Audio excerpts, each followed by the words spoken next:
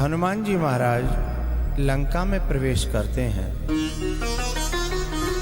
और जो बाधक तत्व है लंका में, लंकिनी दरवाजे पर ही उन्हें चोर कहकर के संबोधन करती है। और वही लंकिनी कुछ करने का जुनून दिल में हो तो पता है रोकने वाले हाथ ही हमें रास्ता दिखाने वाले हाथ बन जाते हैं। ये हाथ रोकने वाले हैं और यही हाथ क्या करते हैं,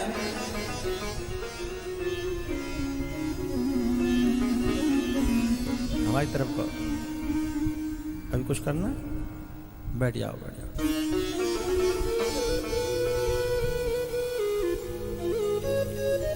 तो ये हाथ रोकने वाले थे ना लंकिनी के, और यही हाथ फिर रास्ता दिखाते हैं। दुआ को उठ जाते हैं और कहते हैं प्रवेशी नगर की जय सब काजा, हृदय राखी कौशलपुर राजा। ये तो रावण की सेविका है और ये अब राम का समर्थन कर रही है और कह रही है हृदय राख कौशलपुर राजा।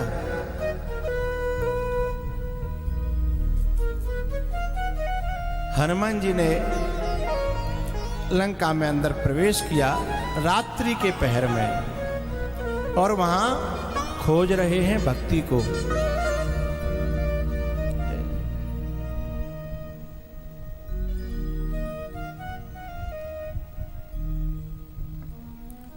अभी थोड़ी देर शांत हो जाओ, दोनों शांत हो जाओ।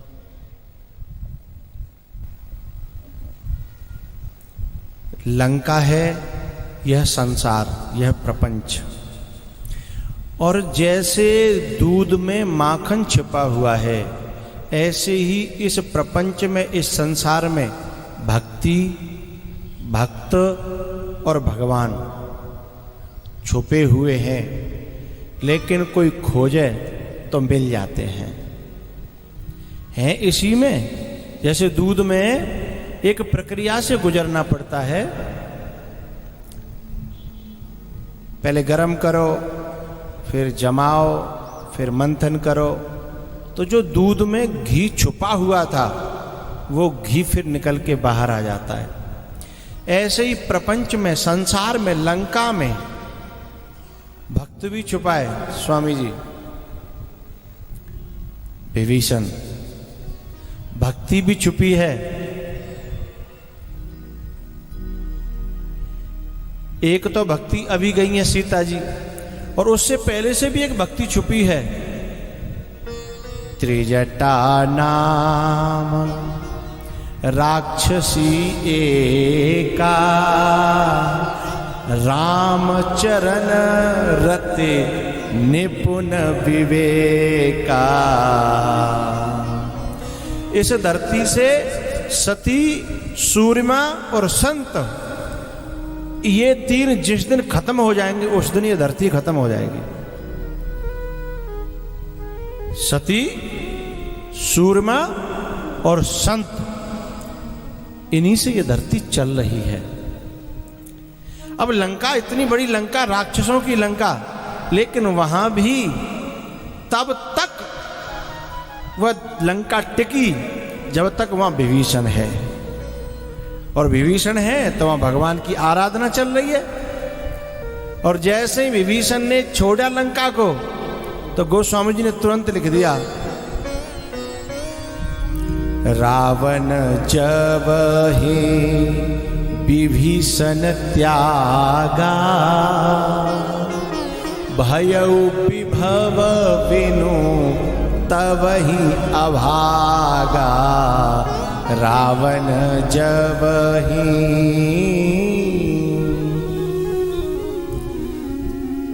एक दूसरी बात समझ में नहीं आई लोगों के, तो दूसरा शब्द कहना पड़ा।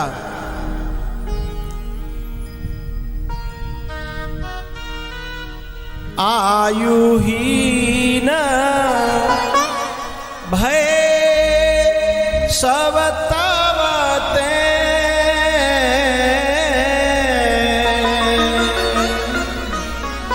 आयुहीन हो गई, इसका मतलब मौत आ गई है। तो जब तक भक्त बैठा है तुम्हारे गांव में, तुम्हारे घर में, तुम्हारे देश में, तब तक तो औरों की तो बात क्या, काल की भी दम नहीं है कि तुम्हारे घर की तरफ आंख उठा करके देख जाए।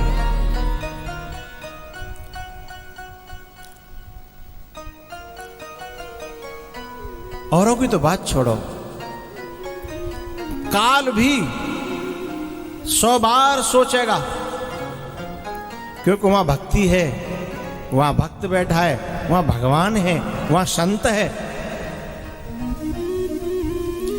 अब उसी प्रपंच में हमें भक्ति खोजनी है, हमें संत खोजना है।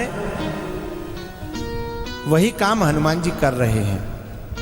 मंदिर मंदिर प्रतिकर शोधा,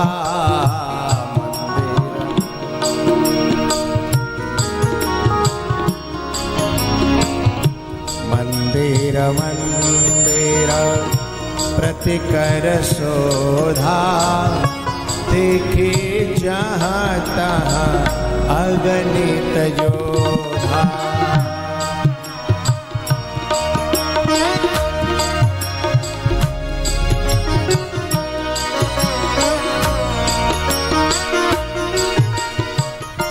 गयौ दशानन मंदिर माही, गयौ दशानन,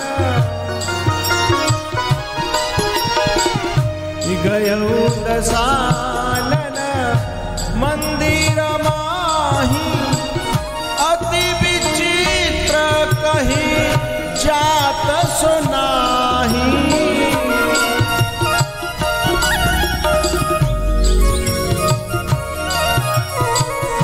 शयन किए देखा कपिते, मंदिर माहुन दे।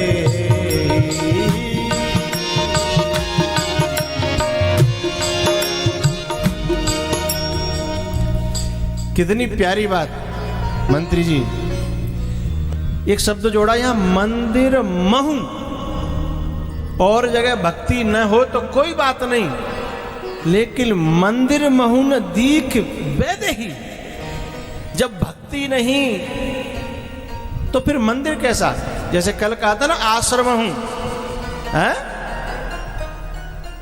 आश्रम देखी जानकी ही ना।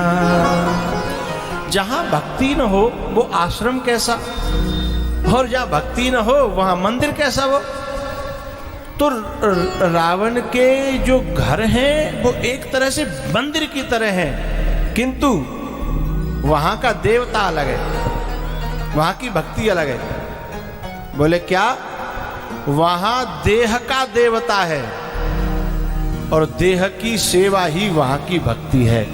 राक्षस लोग अपनी देह को ही देवता मानते हैं और बस इसी की सेवा में पूरी जिंदगी खराब कर देते हैं, लेकिन वहां भक्ति नहीं। इसलिए कह रहे हैं हनुमान जी, मंदिर महू न दीख बैरे।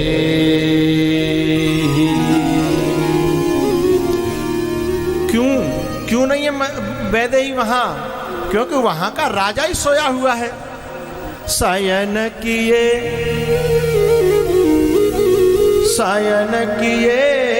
देखा कपिते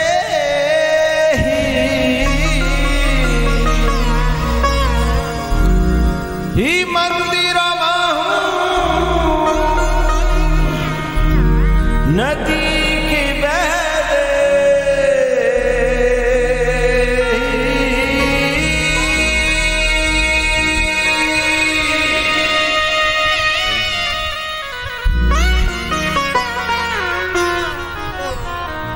हम लोग अभी तक समझते थे कि कुंभकर्ण सोता है, रावण क्या कम सोता है, हैं?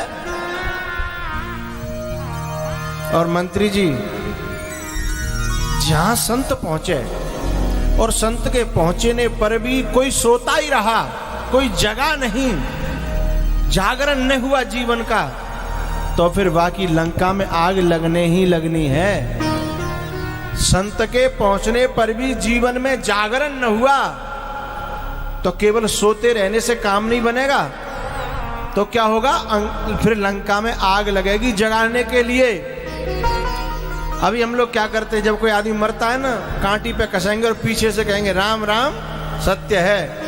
अरे भाई, जब सुनने लायक था तब किसी ने बताया नहीं उसको कि राम राम सत्य है, तब तो दाम दाम सत्य है, मकान मकान सत्य है, गाड़ी गाड़ी सत्य है, देह देह सत्य है, नाम नाम सत्य है, किसी ने नहीं बताया। अब बेचारा वो सुनने लायक नहीं रहा, अब वो उसका कोई रिप्लाई देने लायक नहीं रहा, अब कह रहे हैं राम नाम सत्य है। अरे अब तो जहां में आग लगने ही लगने हैं, जेई लंका है, और जहां लंका में आग लगेगी यदि किसी के संत के जीवन में आने पर भी जागरण नहीं हुआ तो देखो, उसी लंका में एक सोता रहा और एक के पास जैसे हनुमान जी पहुंचे ना, कौन, विभीषण, ते ही समय विभीषण जागा, ते ही समय, ते ही समय विभीषण जागा।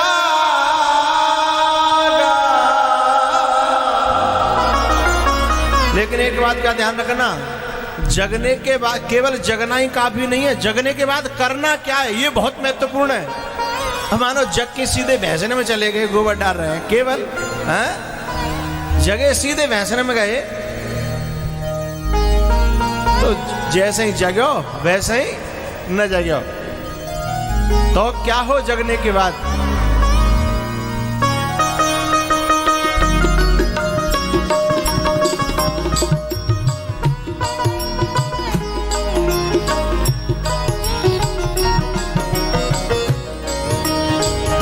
लंका निशिचर निकर निवासा,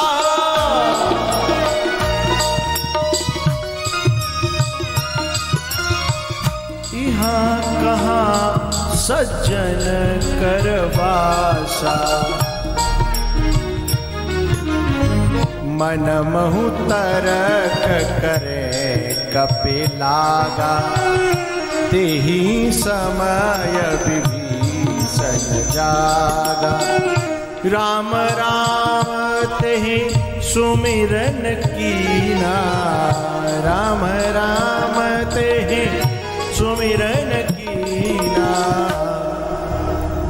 जैसे विभीषण ने राम राम का सुमिरन किया, अब हनुमान जी 2 रुपये ना दे, लेकिन हनुमान जी इतने में खुश, क्या, हृदय हरस कपि सज्जन चीना। क्योंकि संत तो किसी की सज्जनता से प्रसन्न हो जाता है? लेना देना तो संसार के लोगों का काम है, उसमें सज्जनता देखी, राम की भक्ति देखी। और पता है अभी तक कोई परिचय नहीं है राम जी का और हनुमान जी का और विभीषण का, कोई परिचय नहीं है। और अब क्या सोच रहे हैं कि एहि सन हट करि हम पहचान,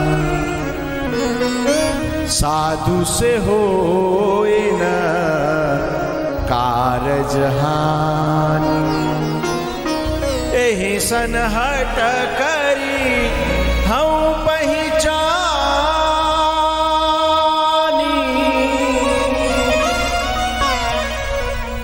यहां एक शब्द जोड़ा है हट, यानी यदि ये पहचान नहीं करना चाहेंगे तो भी मैं पहचान करूंगा, जबरदस्ती करूंगा। क्योंकि ऐसा राम राम जपने वाले के मुख से, जिसके मुख से राम नाम निकलता हो, ऐसे व्यक्ति से कभी किसी की हानि नहीं हो सकती है। इसलिए मुझे पहचान करनी चाहिए। यहां एक बात और नहीं, हम कथावाचक लोग हैं और कथा कहते फिर रहे हैं चारों तरफ दुनिया में और जगाने का काम कर रहे हैं। लेकिन जरूरी नहीं है कोई जगह जगह न जगह। तो हमारा काम है जैसे मुर्गा की तरह बांग दे, वो मुर्गा का काम है सवेरे बांग देना, वो बांग देता है। अब कोई जगह चाहे न जगह। लेकिन एक बात इससे भी और आगे की है, जो साधु, जो संत, जो महात्मा पर्वतों में, कंदराओं में, गुफाओं में, जंगलों में, झील और सरोवरों के किनारे तपस्या में लगे हैं, वो यदि हमारे आसपास से गुजर भी गए ना, उन्हें कथा कहने की जरूरत नहीं है। जागृत पुरुष यदि पास से गुजर भी गया तो आदमी अपने आप जग जाएगा, वहां आवाज लगाने की जरूरत नहीं पड़ेगी। इसके कई प्रमाण भागवत में है, महाभारत में है, रामायण में ये हनुमान जी जीते जागते प्रमाण है। विभीषण के कुटिया के पास जैसे ही पहुंचे, ते ही समय विभीषण जागा, मन महु तर्क करे कपिला। हनुमान जी ने आवाज नहीं लगाई कि विभीषण जग जाओ, है?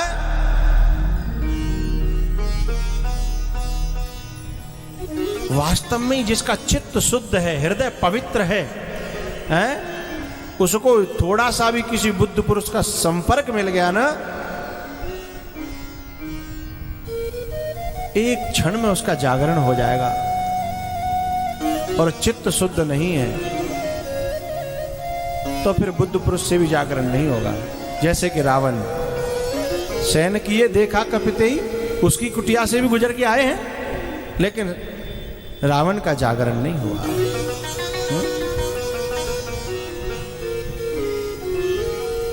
रामायुध अंकित ग्रह शोभावरनि न जाय, नव तुलसी का वृंद तहाँ देखि हरस कपिरा।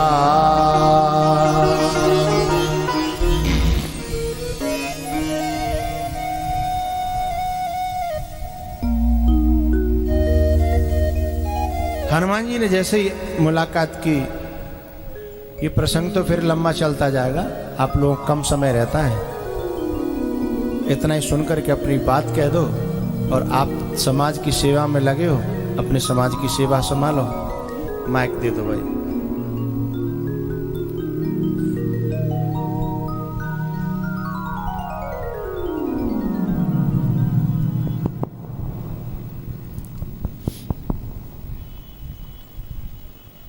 बोलो बांके बिहारी लाल की, सब संतों की जय। उपस्थित भाई और बहनों की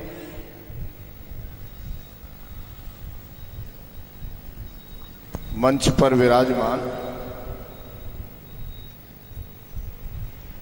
जिनके सत्संग से ही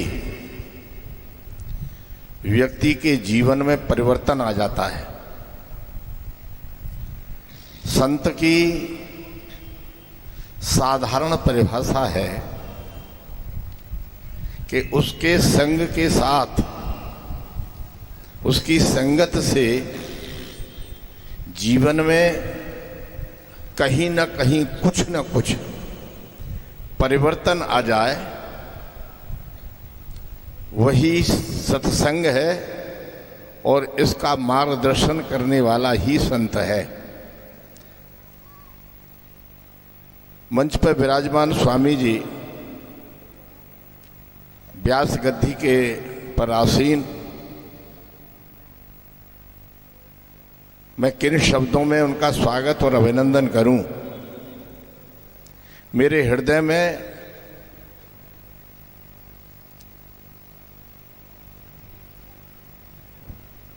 उनके लिए अपार अपार श्रद्धा है।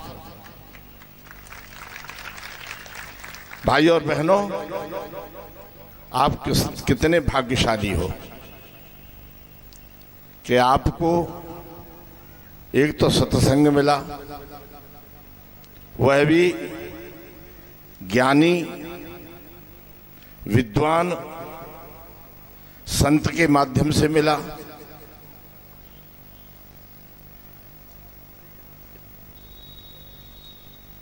दुनिया में अभी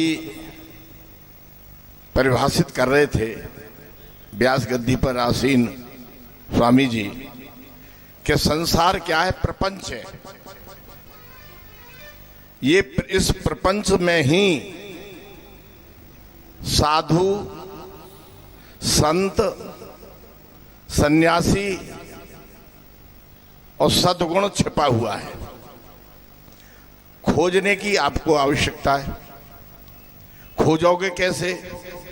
खोजने का तौर और तरीका क्या है? देखिए, व्यक्ति के जीवन में दो चीज अनिवार्य हैं जिनको आदमी बदल नहीं सकता, संसार में नहीं बदल सकता। असंभव है वह उस चीज को बदलना। एक तो माता पिता का रक्त, जो शरीर में माता पिता का रक्त अंश विराजमान है, वो जब तक मैं मिट्टी में नहीं चला जाऊंगा, उन 5 तत्वों में विलीन नहीं हो जाऊंगा, तब तक उसे दुनिया की कोई ताकत नहीं है कि उसको परिवर्तन कर सके। दूसरा, विज्ञान भी इसको मानती है कि जिस नक्षत्र में पैदा हुआ है, ये बड़ा महत्वपूर्ण बिंदु है। मां के पेट में जब गर्भ धारण हुआ, तब भी नक्षत्र में अपना प्रभाव दिखाया होगा, और जब मां के पेट से धरती पर आया होगा, तब भी नक्षत्र ने प्रभाव दिखाया होगा। और वह नक्षत्र जीवन भर जब तक जियोगे, जब तक वो प्रभावशाली रहेगा। 5 तत्वों में मिलने के बाद ही वो प्रभावहीन होगा, जब तक प्रभावी रहेगा। तो परिवर्तन कैसे आवे इस प्रपंच से? इस प्रपंच में परिवर्तन कहां से आए? तो प्रपंच में परिवर्तन केवल यदि कहीं भी आ सकता है, जो माता पिता के रक्त को और नक्षत्र को भी बौना कर सके, वह है सत्संग। सत्संग के माध्यम से व्यक्ति के संस्कारों में परिवर्तन आता है, अवधारणाओं में परिवर्तन आता है, आचरण में परिवर्तन आता है, बुद्धि में परिवर्तन आता है और विवेक में परिवर्तन आता है। अब विवेक को जगाने वाला जब कोई है तो सत्संग है। भाई और बहनों, आप कितने भाग्यशाली हो कि आपको आज लगातार 1 सप्ताह तक सत्संग मिलेगा, और सत्संग के आधार पर आप अपने जीवन में जो सत्य का संग धारण करोगे। अभी कह रहे थे स्वामी जी कि राम राम सत्य जब बोल रहा है, जब सुनने वाला नहीं है। जब सुनने वाला था तब राम राम सत्य नहीं कहा, तब वही काम, क्रोध, मोह, लोभ और अहंकार के वशीभूत होकर के अपने जीवन को खपाता रहा। मैं भी खपा रहा हूं, दुनिया में सभी खपा रहे हैं, लेकिन इस खपाने से जरा बाहर निकले तो वह केवल एक अक्षर है। यदि उस अक्षर को व्यक्ति ने एक एक करके उसको परिभाषित कर लिया, और परिभाषित करने के बाद अपने जीवन में अंगीकार कर लिया, समझ लो सत्संग का प्रभाव हो गया। और वह है परिभाषित करने वाला शब्द कर्तव्य परायणता। कलयुग में और सतयुग में दोनों में फर्क क्या है? सतयुग में रहने वाले व्यक्ति भी इसी 5 तत्वों से पैदा हुए थे, और कलयुग में भी पैदा होंगे। जो भी आज पैदा होंगे वो भी उन्हीं 5 तत्वों से पैदा होंगे। पृथ्वी और आकाश, अग्नि और वायु और जल। इन 5 तत्वों के बाद में कोई जीवात्मा जीवन धारण कर ही नहीं सकता। और उनके पांचों में ही एक विशेष प्रकार का गुण, जिसको हम परिभाषित करते हैं अवगुण में, मैं उन्हें अवगुण नहीं मानता। काम, क्रोध, मोह, लोभ और अहंकार, यदि वो जीवन में नहीं होंगे तो जीवन आगे चलेगा भी नहीं। साधु तो चला सकते हैं, लेकिन हम जैसे गृहस्थ नहीं चला पाएंगे, और चला लेंगे तो दुनिया कैसे बनेगी, रक्षा कैसे होगी। तो उसके साथ एक शब्द जोड़ दिया जाए, कर्तव्य परायणता। विचार किया जाना चाहिए सत्संग के माध्यम से। जब इस प्रकार का सत्संग होता है तो उसकी नाभि में केवल यही अमृत है कि मैं किस लिए आया हूं दुनिया में, मेरा कर्तव्य क्या है। हर आदमी अधिकार को जानता है। सरकार से मुझे क्या मिलेगा, एमएलए से मुझे क्या मिलेगा, एमपी से मुझे क्या मिलेगा, माता से मुझे क्या मिलेगा, पिता से मुझे क्या मिलेगा, गांव देवता मुझे क्या देगा, समाज मुझे क्या देगा, बुआ मुझे क्या देगी, फूफा मुझे क्या देगा, लाओ ही लाओ बीतती है। लेकिन क्या आपने अपने कर्तव्यता पढ़ा था, ये विचार किया, ये शरीर परमात्मा ने हमको दिया, और जब ये शरीर परमात्मा ने हमको दिया और साथ में हम में और कुत्ता में, हम में और गधा घोड़ा में, हम में चींटी और पक्षी में अंतर क्या है? वही पांच तत्व, वही पांच तत्व। अब केवल अंतर यह है कि विवेक के आधार पर हम अपने कर्तव्यों का अवधारणा धारण करें। हमको माता पिता के प्रति क्या कर्तव्य धारण करना चाहिए। जिस माँ के पेट में 9 महीना काटा, जिसने टट्टी और पेशाब धोए, गीले में सोई और सूखे में बालक को मुझे सुलाया, जब माया मम्मा बूढ़ी है गई, तो माँ के प्रति बेटा सुबह कर्तव्य परायणता का परिचय दे करके कुछ करे न करे, चारपाई से उठ के केवल माते जे पूछ ले, मैयो चाय बनी कि मिली कि नहीं मिली, रात में ऊँग बढ़िया आई है कि ना आई, कोई तकलीफ भई है कि ना भई, बल्ले बल्ले है गई मैया की, दिन भर फूली नहीं समावेगी, बेटा उठता ही मोह पूछ भी आएगा। बहू सास के पास केवल पैंत लग जाए, पैर छियाए, केवल बल्ले बल्ले होगी।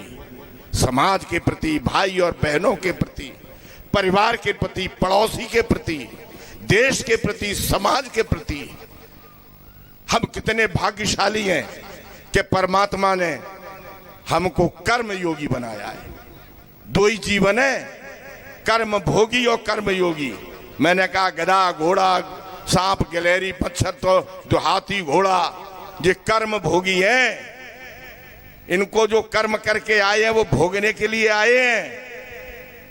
केवल ये मनुष्य शरीर, केवल अकेला मनुष्य शरीर ही ऐसा है कि परमात्मा ने कर्तव्य परायणता का बोध दिया है, बुद्धि दी है, विवेक दी है कि हम बढ़िया से बढ़िया काम करना सीखें। हर जगह हम ये सोचें मेरा कर्तव्य क्या है, परमात्मा ने मुझे क्या करने के लिए भेजा, और जो काम करने के लिए भेजा, आज पूरे दिन जब संजा की रोटी खावे, थारी सामने धरी होए, रोटी को ग्रास पाने से पहले हर व्यक्ति ये सोच ले, प्रातः काल उठा था, भूखा उठा था, परमात्मा ने मुझे सुबह का ब्रेकफास्ट दिया, नाश्ता दिया, दोपहर की कलेऊ, दोपहर की रोटी दी, रात का भोजन दिया, चकाचक दिन भर हुआ। मैंने जिसने मुझे दिया, मैंने उसके लिए क्या किया।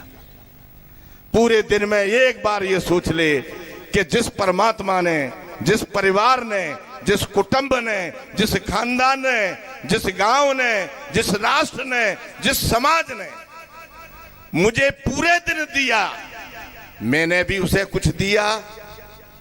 मैंने इस वायुमंडल से ऑक्सीजन का ग्रहण किया। कोरोना में ढूंढे ढूंढे ऑक्सीजन नहीं मिल रही।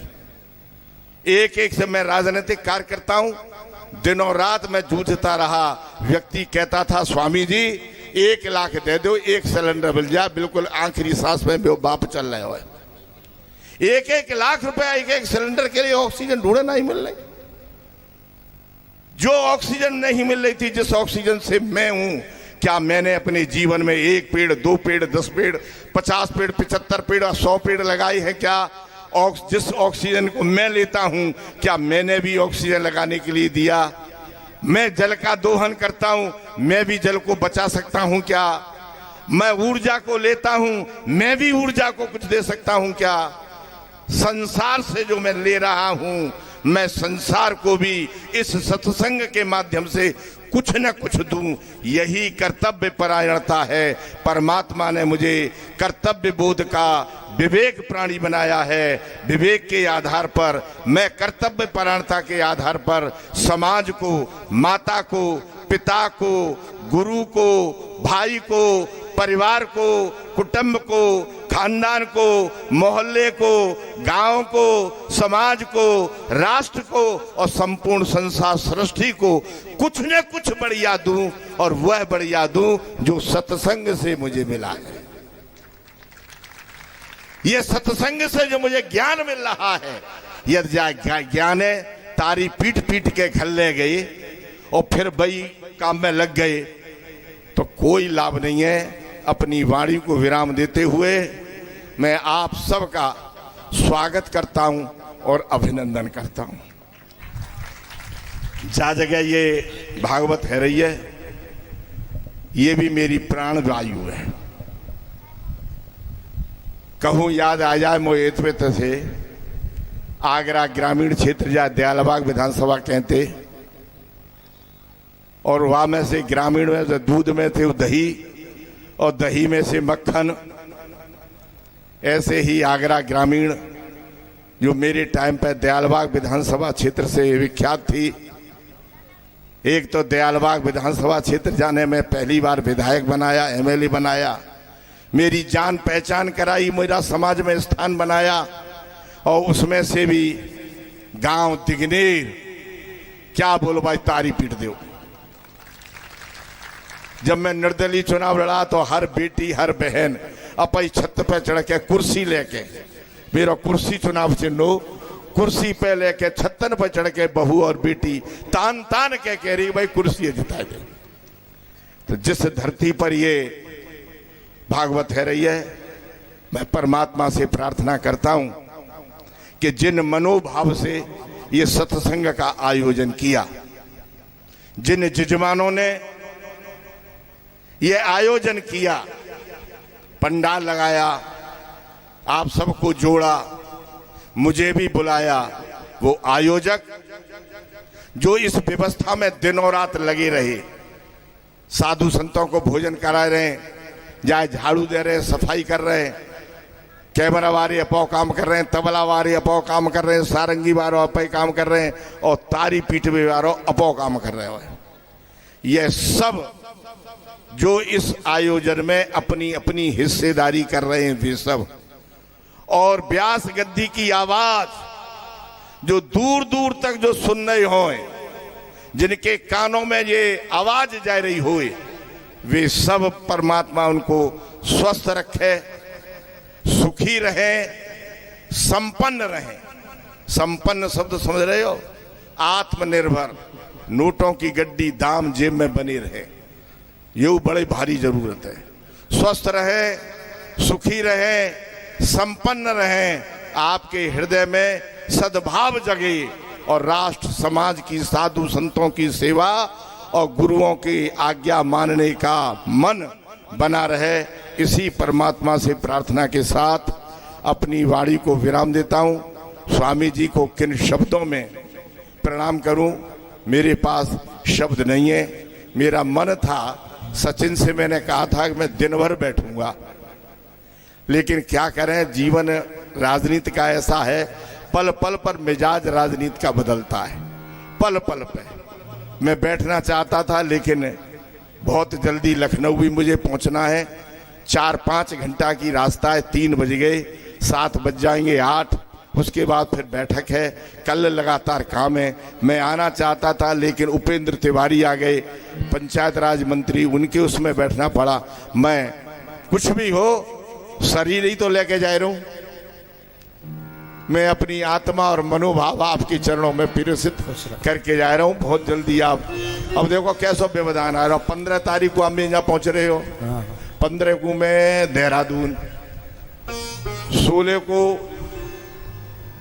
मेरठ, 17 को बुलंद अनूपशहर, 18 तारीख को विधानसभा का 1 दिवसीय सत्र बुला लिया है, केवल 1 दिन का।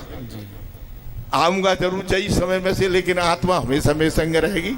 आपका आशीर्वाद मुझे मिलता है, आप मेरे संभल हो। मैं आंख बंद करके जब बाबा की तस्वीर देख लें तो ना बस दिन भर बल्ले बल्ले आ जाते हैं। बहुत बहुत धन्यवाद। बहुत ही सुंदर, बहुत ही सुंदर भाव। अब निकल जा वाले, आप बहुत लेट होंगे, है ना।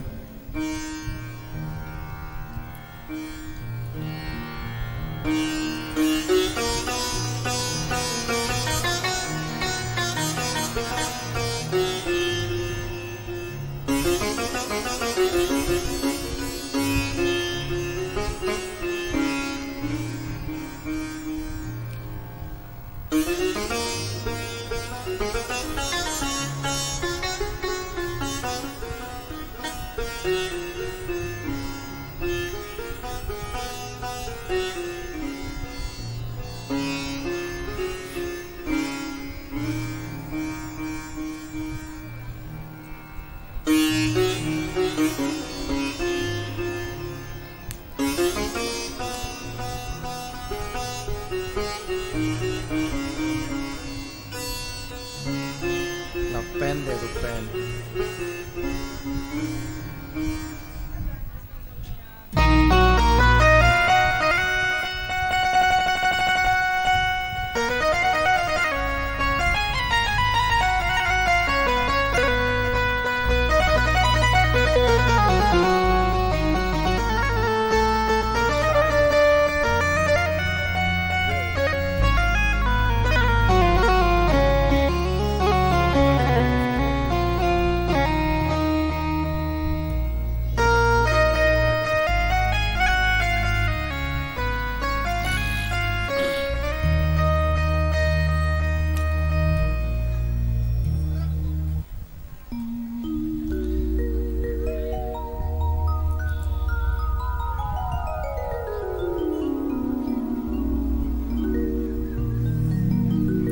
इतनी व्यस्तता में से एक क्षण का भी समय ऐसे व्यक्तियों का देना बहुत बड़ी बात है।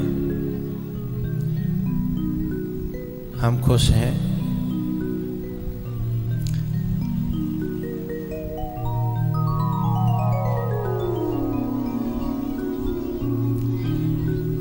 राजनीति में रह करके भी धार्मिक बुद्धि बने रहना, ये बिना भगवान की कृपा के हो नहीं पाता। चाणक्य जी ने कहा है, राजनीति वैश्या है और उसके हाथ की रोटी खाने के बाद भी जो सत्संग में आ जाए समझ लो वो बच गया है, परमात्मा की कृपा है। तो ऐसे हृदय बने रहें, बहुत अच्छी बात है।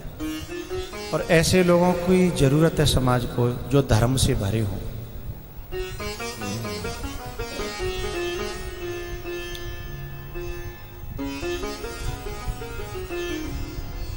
जय राधा माधव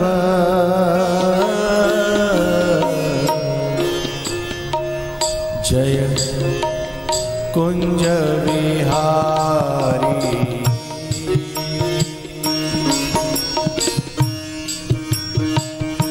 जय राधा माधव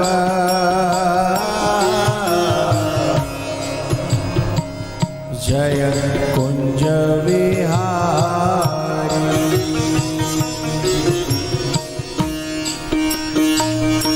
जय गोपी जन वल्लभ जय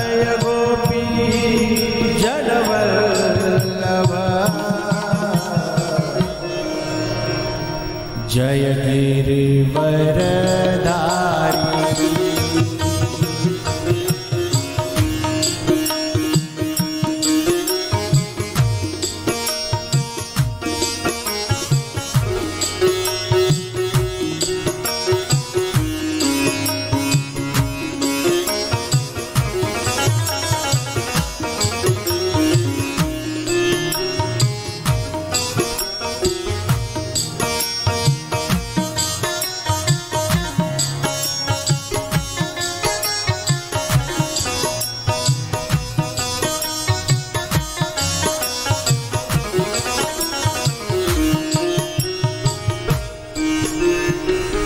जय राधा माधव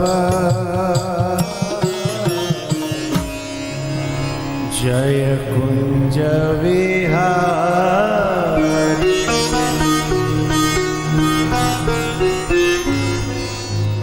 जय गोपी जन वल्लभ जय गोपी जन वल्लभ जय गिरिवरधारी।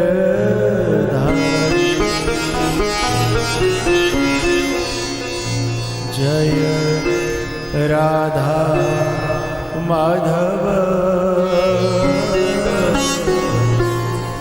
जय कुंज विहारी।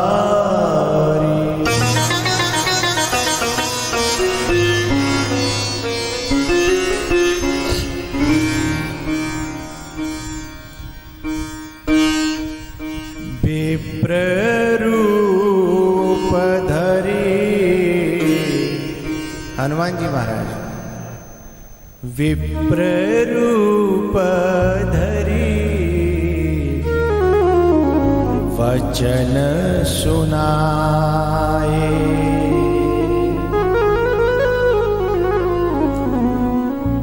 अपनी कुटिया में अंदर जगह हैं और बाहर हनुमान जी ने कुछ गुनगुनाना शुरू किया, गाना शुरू किया। और आवाज सुनकर के जैसे भीतर से विभीषण जी को आवाज कानों में पड़ी, लगा ये तो कोई कि तुम हरिदासन मह कोई, तुम जरूर कोई ना कोई हरदास है, कोई भगवान का भक्त है, लाडला है, प्यारा है। क्योंकि भगवान के दास की वाणी ही अलग होती है साहब। सुनत विभीषण उठी तह आए,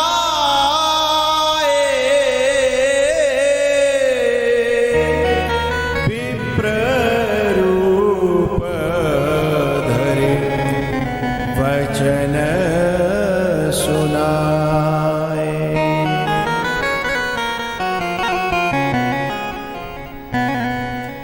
विभीषण जी ने आकर के प्रणाम किया, हे इस लंका नगरी में और ऐसा कोई भगवान का भक्त कैसे हो सकता है? यही बात तो हनुमान जी सोच रहे थे। लंका निश्चर निकर निवासा, यहाँ कहाँ सज्जन कर वासा। और यही बात विभीषण सोच रहे हैं कि यहाँ कोई ऐसा हरि का दास कैसे आ सकता है, हैं?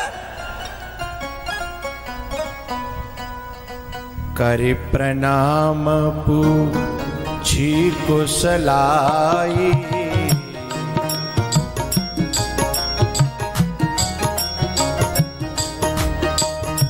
विप्र कहु निज कथा बुझाई।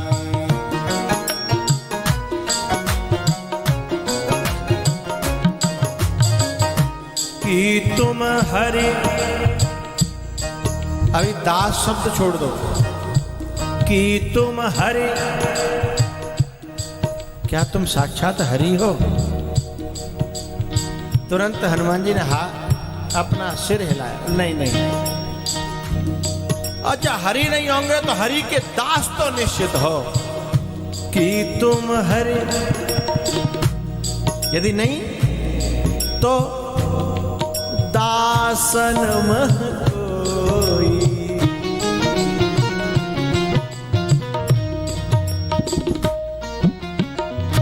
कि तुम हरि कि तुम हरि दासन मह कोई। बोले तुम्हें कैसे पता, तुम्हें कैसे पता भाई? ध्यान से सुनना। एक जगह हम बस से उतरे, ट्रेन से उतरे, और रेलवे स्टेशन पे एक आदमी हमको देख करके और हमारी तरफ आ रहा था। मेरे बगल वाले कहा, गुरुजी कोई चेला है आपका? मैंने कहा क्यों, तुम्हें कैसे पता? बोले जो अपना होता है ना, उसके मुख की एक्टिविटीज अपने आप बता देती है कोई अपना है, कोई अपना है। या तो कोई देख करके रो जाए, या कोई बहुत खुश हो जाए, हैं? ऐसे ही विभीषण का एक तरीका था पहचानने का। हनुमान जी ने कहा तुमने कैसे पहचाना? बोले मेरे पास एक तरीका है। बोले क्या? मोरे हृदय प्रीति अति होई।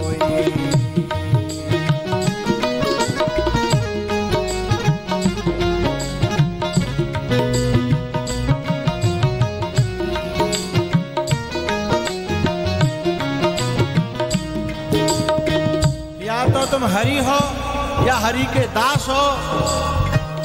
उन्होंने कहा नहीं नहीं, मैं दास भी नहीं हूं। तो लौट के फिर विभीषण वहीं पहुंचे कि तुम राम, कि तुम राम, हरि भी नहीं हो, हरि के दास भी नहीं हो, तो फिर साक्षात राम हो। कि तुम राम दीन अनुरागी,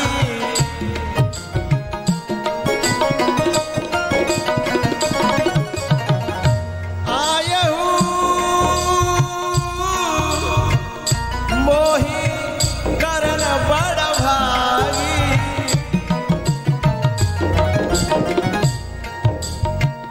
आयहु मोहि करन बड़ भागी।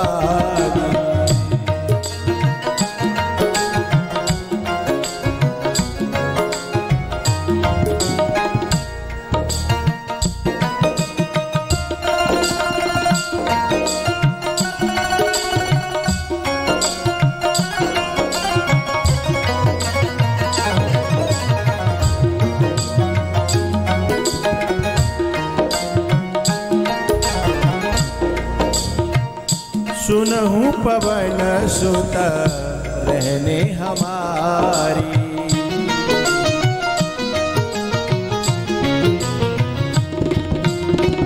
सुनहु पवन सुत रहने हमारी। जीवित संग नाम जीव विचारी।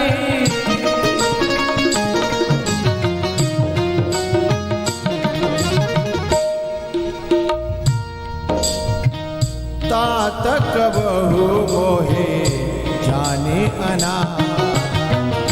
करिहहि कृपा भानुकुलना।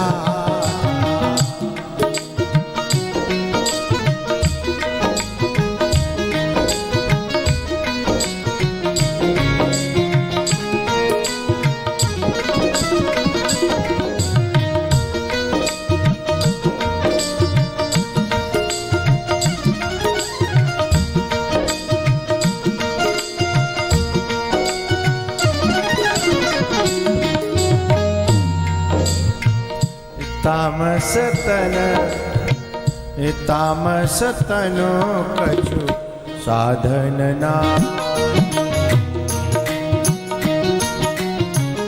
प्रीतिन पद सरोज मन माही।